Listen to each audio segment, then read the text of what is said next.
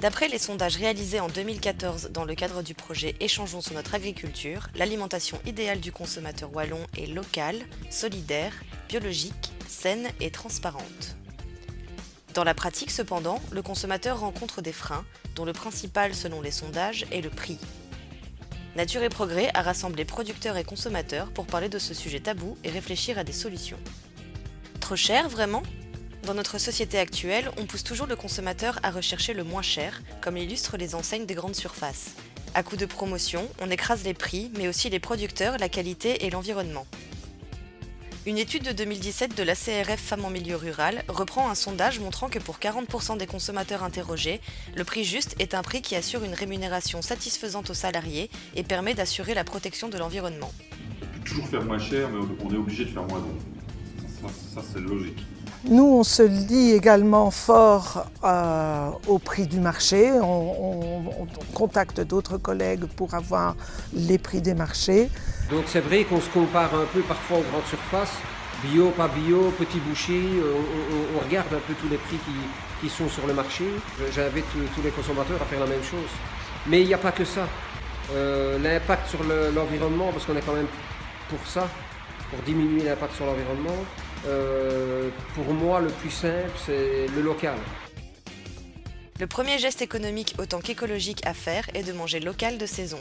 Certaines institutions vous aident à y voir plus clair. Alors la mission d'EcoConso, c'est vraiment de renseigner et d'informer tout le monde en matière de consommation et d'environnement. On nous dit souvent, bah oui, des fruits et légumes c'est cher, ou des fruits et légumes bio c'est cher, mais quand on compare par rapport à des produits tout prêts, des produits préparés, ben, c'est pas très cher finalement quelque part. Donc il existe effectivement des outils, il y a notamment tout ce qui est calendrier de fruits et légumes de saison qui permettent de savoir un peu en fonction de ce qu'on trouve dans son magasin, est-ce que c'est vraiment local et de saison ? À l'échelle du ménage, les discussions lors des rencontres organisées par le projet ont fait ressortir de nombreuses astuces pour réduire les dépenses liées à l'alimentation sans pour autant rogner sur la qualité. J'ai un très petit budget alimentaire, donc je cultive principalement mes légumes. J'ai aussi l'occasion de travailler dans un jardin partagé. Alors, le premier changement que j'ai fait, c'est m'enlever l'habitude de manger tous les jours de la viande. En tout cas, ça réduit déjà le budget des courses. Eh bien, moi, je fais mon potager, ce qui me permet de manger des légumes frais pratiquement toute l'année. Et quand même, en période creuse en hiver, bien là, on en profite, on fait des conserves avec pas mal de surplus. Et ça nous permet de manger les légumes du jardin toute l'année et même d'en faire profiter parfois les voisins. Et je fais aussi partie d'un groupement d'achat collectif. Et puis surtout, je ne jette rien, donc régulièrement, je cuisine avec les restes. Les producteurs mettent également en avant des mesures pour réduire le prix des aliments, tout en leur permettant une rémunération juste. Maximiser l'efficacité de production, passer par des investissements collectifs, ou encore valoriser des légumes dits moches en produits transformés ou même sur les étals. Mais pour tout ce qui est un petit peu difforme, un peu hors calibre, etc., nous on n'a aucun problème. Je crois que la clientèle qu'il y a à la ferme comprend qu'on est aussi tributaire des aléas de la nature, on maîtrise pas tout. C'est justement ce qui est très bien dans le bio, c'est qu'on laisse aussi la nature faire son travail. Je fais moins cher parce qu'en général ce sont des produits qui sont un peu plus petits, un petit peu plus difformes, un petit peu plus difficiles à travailler, où il y a peut-être un peu plus de pertes sur la consommation en cuisine chez les particuliers. Ça vaut peut-être un petit peu moins cher.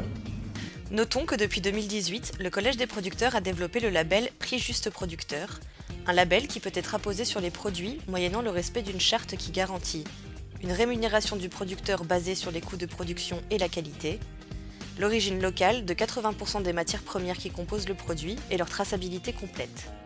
D'après les travaux de Nature et Progrès, le secret d'un prix juste, ni trop ni trop peu, tiendrait dans une relation de confiance entre le producteur et le consommateur.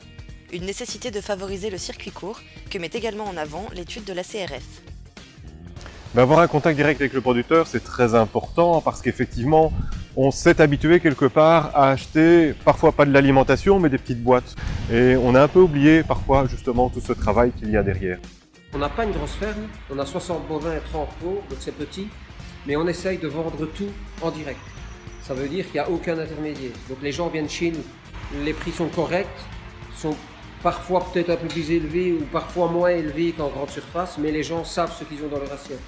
Donc je pense que ça c'est le vrai billet qu'il faut utiliser pour la transparence, voilà, tout simplement.